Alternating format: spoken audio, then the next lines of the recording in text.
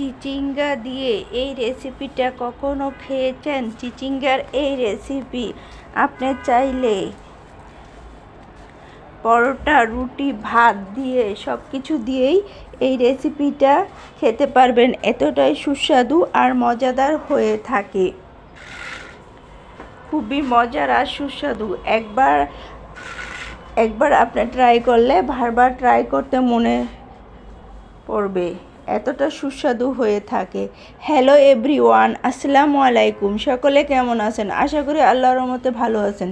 যে যেখান থেকে আমার ভিডিওটি দেখতেছেন, প্লিজ একটা লাইক দিয়ে ভিডিওটি দেখা শুরু করবেন।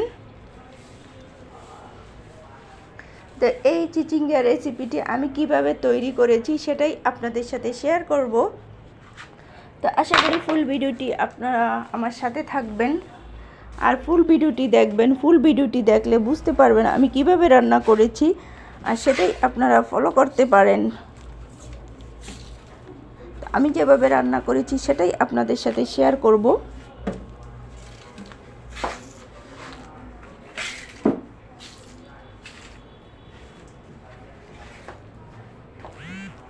তো আমি কিন্তু এখানে চিচিঙ্গা আর পুঁইশাক একসাথে রান্না করেছি। আপনারা চাইলে পারেন, বা খালি চিচিঙ্গা দিয়েও রান্না করতে পারেন, খালি পুঁইশাক দিয়েও রান্না করতে পারেন। তো আমি প্রথমে চিচিঙ্গাটা কেটে নিয়েছি, এখন পুঁইশাকগুলো কেটে নেব। পুঁইশাকগুলো কেটে ফিরে আসতেছি।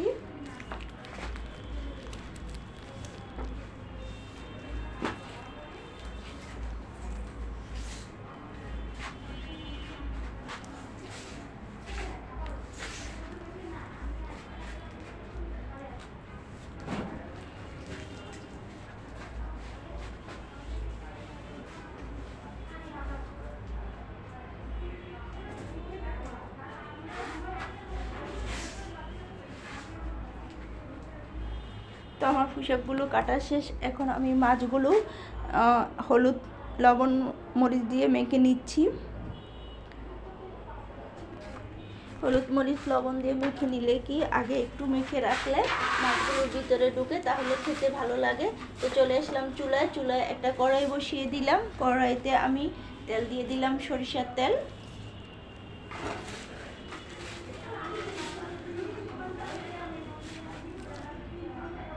সো এখন চলে আসলাম, তেল দিয়ে দিলাম। তাহলে এখন আমি এক এক করে মাছগুলো দিয়ে দেব। সবগুলো মাছ সুন্দর করে ভেজে নেব।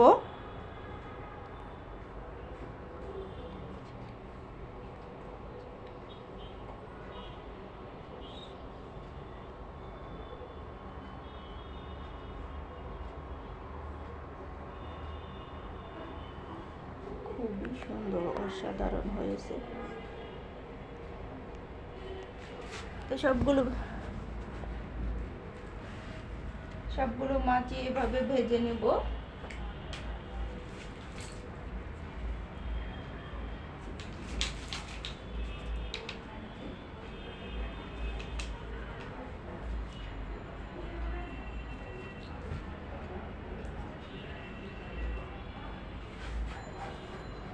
খুব সুন্দর করে ভাজতে হবে।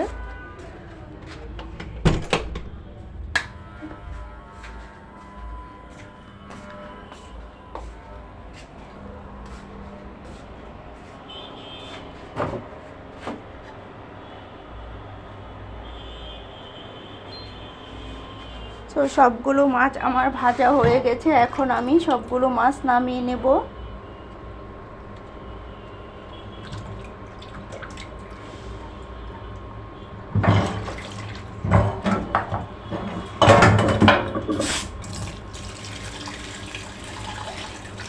সবগুলো মাছ নামিয়ে নিয়ে এখন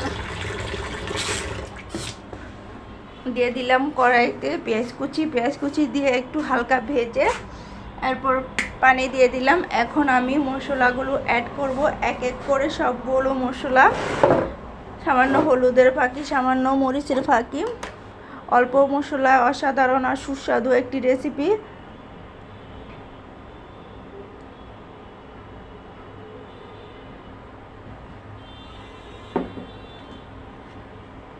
এই গরমে খুবই স্বাস্থ্যকর একটি রেসিপি।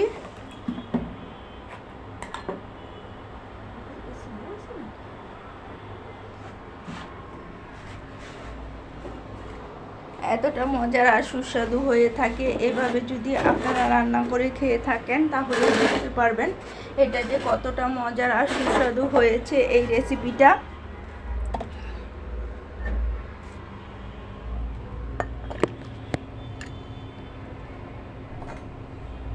সো আমার মশলাটা কষানো হয়ে গেছে। এরপর আমি দিয়ে দিলাম, প্রথমে কিন্তু আমি চিচিঙ্গা আর পুঁইশাকের ডাঁটাগুলো দিয়েছি। পুঁইশাকের ডাঁটা আর চিচিঙ্গাগুলো কিন্তু সিদ্ধ হতে একটু সময় লাগবে,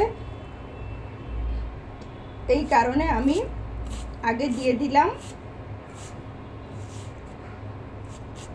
তো এটি দিয়ে আমি এখন একটু কষিয়ে নেব। কষিয়ে তারপরে কিছুক্ষণ কষিয়ে তারপরে পুঁইশাকের পাতাগুলো দিব, এরপরে শাকগুলো দিব। তো দিলাম একটু ঢেকে, কিছুক্ষণ ঢাকা থাক।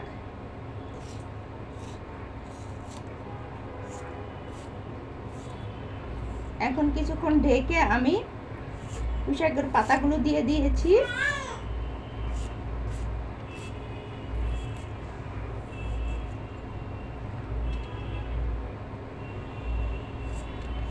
এখন পুঁইশাকের পাতাগুলো দিয়ে আমি নেড়ে চেড়ে দিব।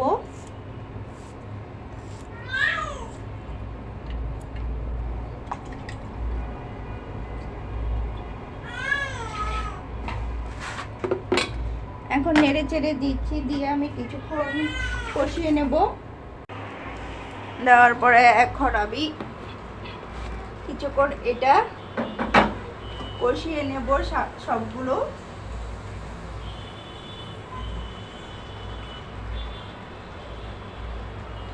কিছুক্ষণ কষিয়ে নিয়ে ফিরে আসতেছি। এখন কষিয়ে নিতে হবে সবগুলোই।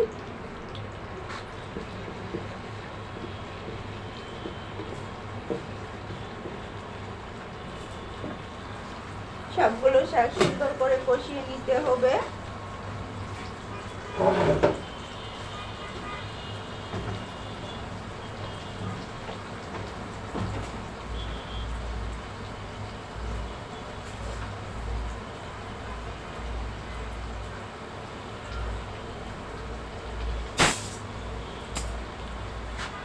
তো আমার কষানো হয়ে গেছে। এরপর আমি ঝোল দিয়ে দিচ্ছি।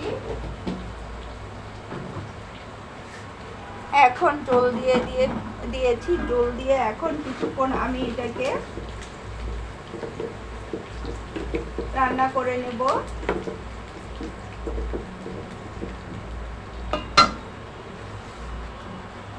কিছুক্ষণ রান্না করে তারপরে আমার মাছ দিতে হবে।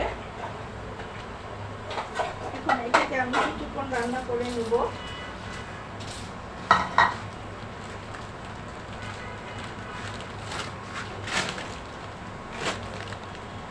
তো রান্না করার পর যখন আমার বলক চলে আসছে তখন আমি মাছগুলো উপরে দিয়ে দিলাম।